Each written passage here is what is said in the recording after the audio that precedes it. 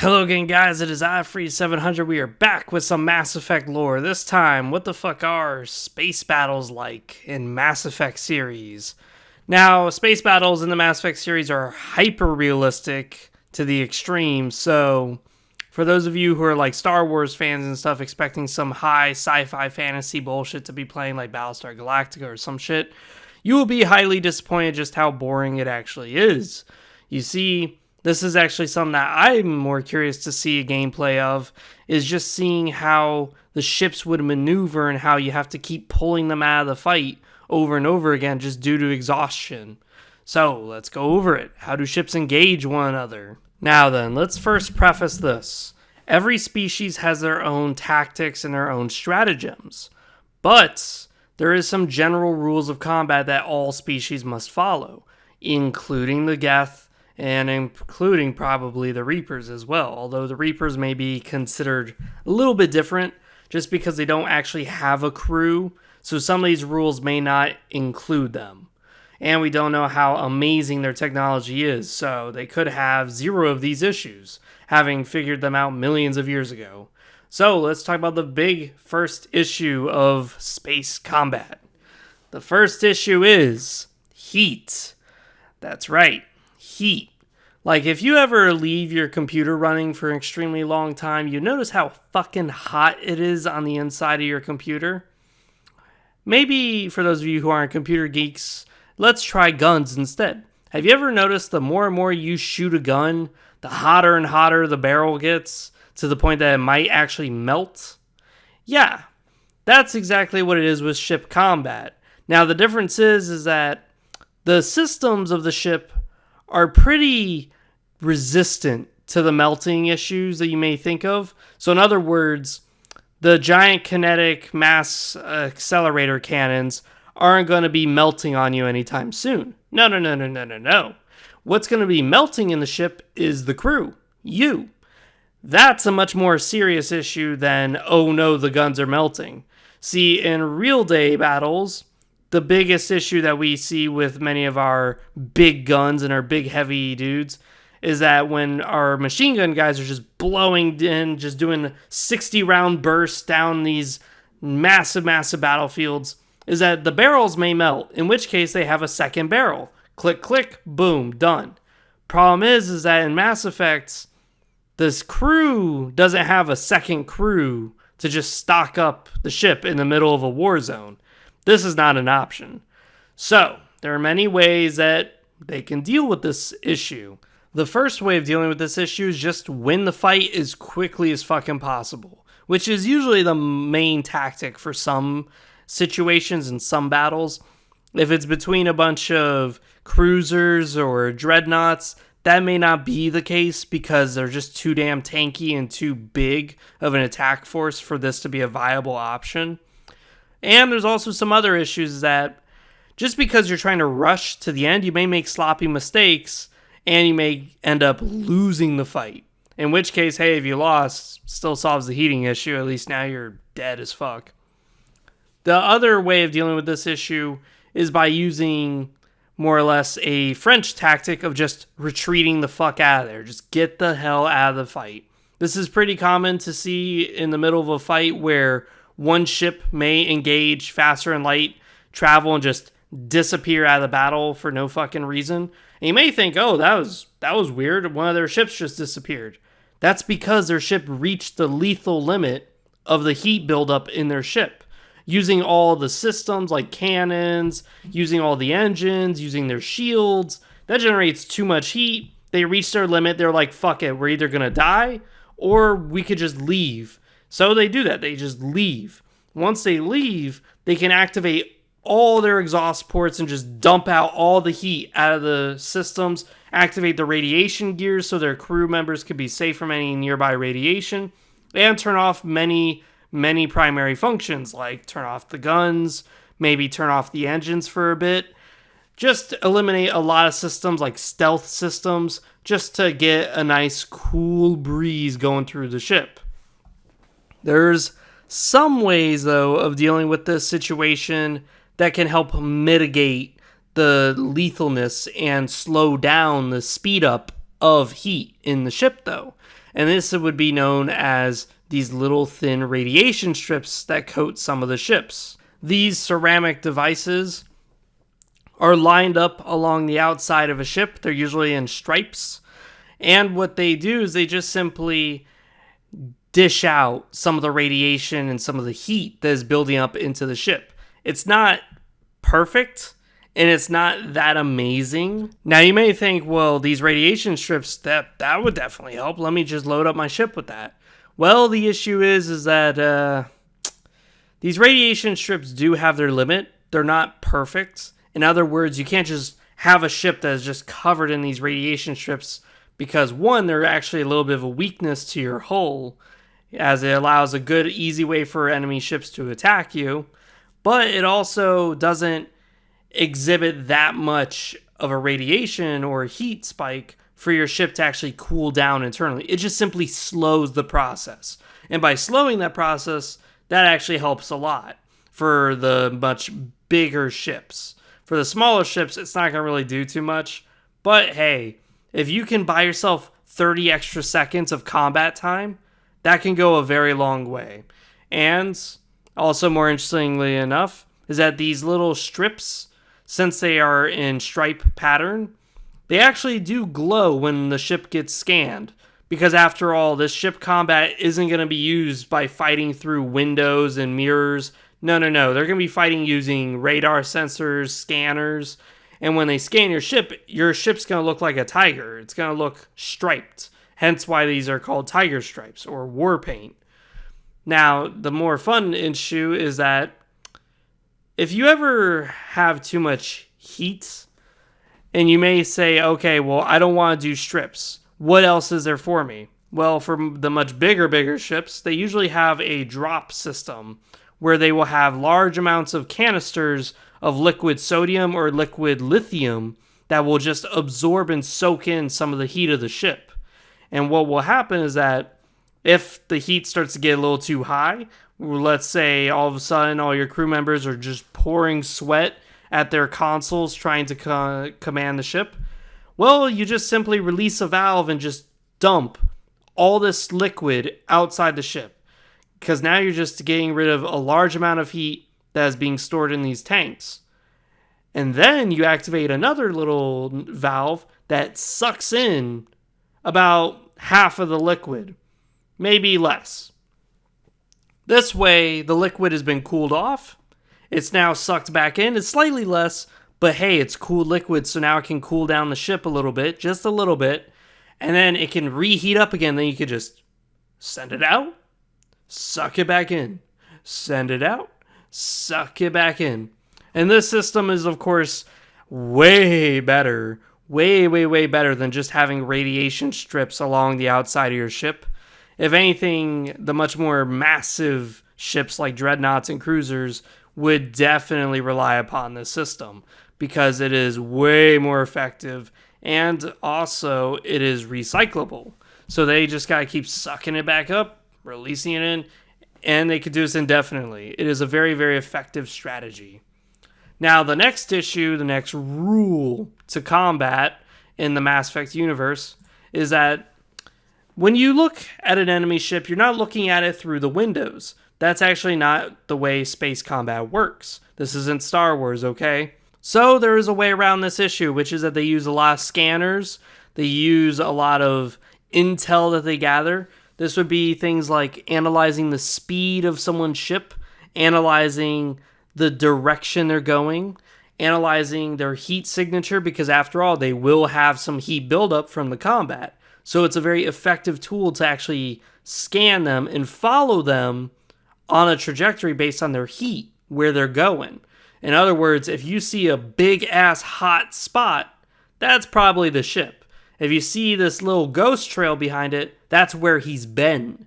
So it's going to look a lot like a comet if you're looking through like a thermo goggles or some bullshit. Now, the interesting thing, too, about this is that, let's say you decide, okay, I'm in a dreadnought. Now, dreadnoughts cannot fire their guns in knife fights. If they do so, they pretty much threaten themselves, their own crew, because the sheer power of those guns would knock the enemy dead, but it would also knock their own fucking crew dead. Try opening up a nuke in front of your face and watch what happens. So when it comes to the whole idea of dreadnoughts fighting, they usually fight at extremely long distances. We're talking tens of thousands of kilometers away from each other.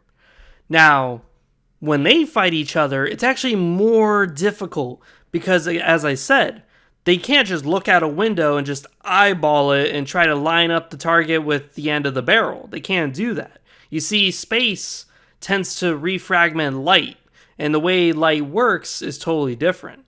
So in other words, if I see you on the other side of the solar system, that's probably where you were 5 to 10 hours ago. Where you're actually at is probably further closer to me or further ahead of where it is I'm currently aiming. So in order to combat this, they always have scouting regiments. Usually this would be your fighters and your frigates. And they would also rely upon the heat signatures, as I was saying, and they don't rely so much on actual visual data. This is, again, going to be another issue that many ships are going to be having. Next would be the last issue, the location of the battle. Now, the location of the battle is very significant indeed. You see, we already talked about the heat. We already talked about how difficult it is to look at somebody from a large distance because the way light works and the way the image would work, it'd be very, very difficult to keep an eye on them unless you're using thermometer type stuff where you're able to monitor their heat. And you also need many other components like knowing where they're going to be, having scouts around to actually confirm the data that, hey, they are here, blah, blah, blah. But the last issue is the location. Because you see, if I'm fighting in the emptiness of space, I can fight for quite a while. In fact, the battles in the emptiness of space can go on for half a day or more. They can last a pretty damn long time. Now, if I'm fighting by a habitable planet, which habitable planets tend to be somewhat close to a sun, but not too close to the sun, so we're looking around maybe in the middle of a solar system, those fights can be a little frantic, a little kind of crazy, because they can be from a skirmish to a full-on crazy-ass line up your soldiers, musket fire each other in space. And the reason why is because they don't want to take the risk of overheating. After all, the sun does dictate, hey, you're going to build up a lot more heat than usual. And also it's going to be a little bit harder to scan each other when you got my solar rays just interfering with your shit. The last area that really fucking sucks, usually you will not see a dreadnought in this situation. You won't even see cruisers in these situations, is fighting right next to the sun. That is right. Some ships actually have no choice but to engage near the sun. Let's say a pirate base is right next to the fucking thing because they established an outpost there. Well, you got to clear them out somehow, buddy. And you're not going to use a dreadnought to do that. Because after all, the dreadnought could snipe the fucking thing. But also, the dreadnought would build way too much heat way too quickly being next to the sun. So you would have to use your much more smaller ships. Now, ship design varies from ship to ship, from species to species. There may be some ships out there that are actually phenomenally good with dealing with heat. So you may actually see a cruiser dogfighting next to a sun. That is totally possible. But the general rule is, when it comes to fighting near a sun, the battles are brief. We're talking an hour or less. You usually don't want to fight too damn long. Even for the frigates and the fighters, they will get cooked quick as fuck. So the main general strategy for these is quick knife fights, get in there, blow each other in the fucking chest, and then back the fuck off as quickly as possible before your ship overheats and your crew starts melting. Now let's talk about the more interesting aspects of space combat.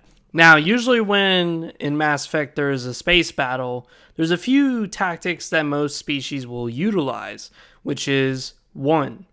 Usually they will want to fight at a bit of a longer distance.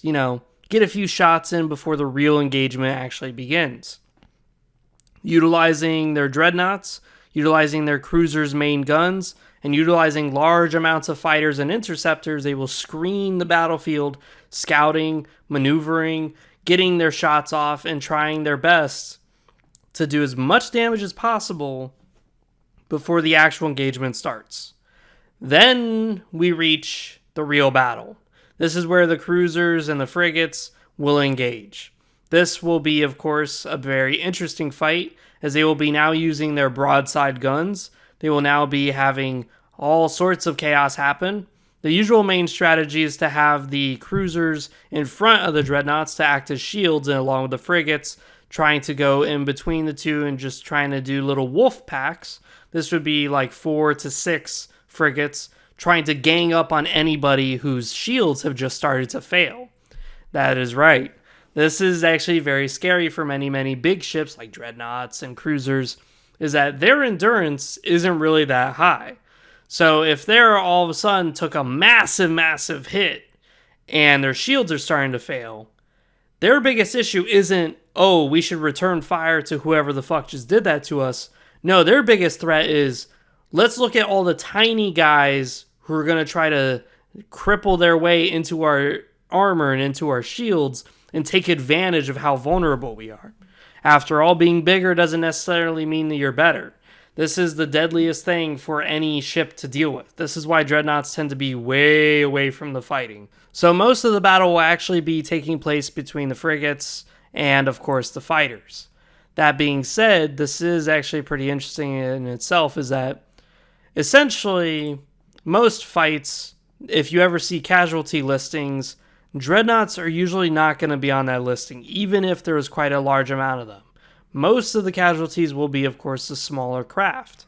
After all, if you're able to take out the smaller craft, then your bigger craft are much safer. But the bigger craft are usually going to be shooting at each other. So, this is going to be a bit of an issue. Here you got your big guns firing at each other because their cannons aren't going to be able to turn in time to deal with the smaller craft.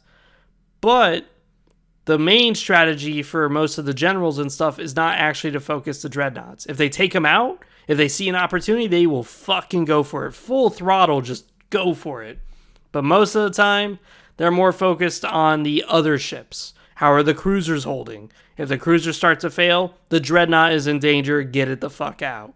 If the frigates are starting to make their way through the formation and they're starting to actually get in between the enemy lines, hey, I smell opportunity. Start launching them torpedoes. Start launching the missiles directly into them. This is the way it usually works out. It's much more, I would say, singular than it is generic.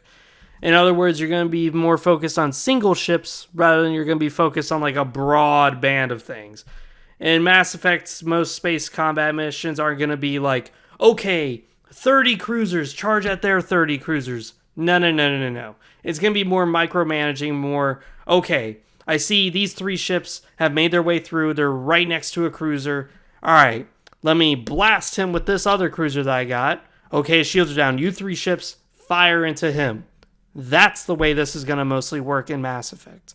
And that, of course, is heavy micromanagement when you're looking at all the shit that's going on at the same time. If it's a big battle, you're looking at a lot of ships. You're looking at around 50 ships that you're micromanaging. And then who knows how many enemy ships they got too. So you got to micromanage your ships and understand and micro out the enemy ships and figure out who to target, who's getting weak, who's a little too strong so you guys just don't focus until a later point in time, whose heat on your ships is built up too much that they need to retreat, whose heat on the enemy ship is built up so much that, hey, let's fire at him a little bit more so his heat gets up too high and he has to retreat. This is the factors that the generals have to make. This is the reason why I would say Mass Effect space combat would be very boring. It'd be very realistic. But it would be very fucking interesting, wouldn't it? To be analyzing enemy ships going, I don't think that guy can handle any more of the fighting. Let's put some pressure until he either A, dies because his crew members just all got melted from the heat, or B, retreats. And now the enemy's formation just lost a very valuable part of their formation. Now we can start picking at them and start taking away some ships. That being said, there are variations of ship designs and such, and those will earn their own individual lore videos, and they will all contribute to it in this whole, how does space combat work idea. But this has been it for me. This has been Free 700. I am out.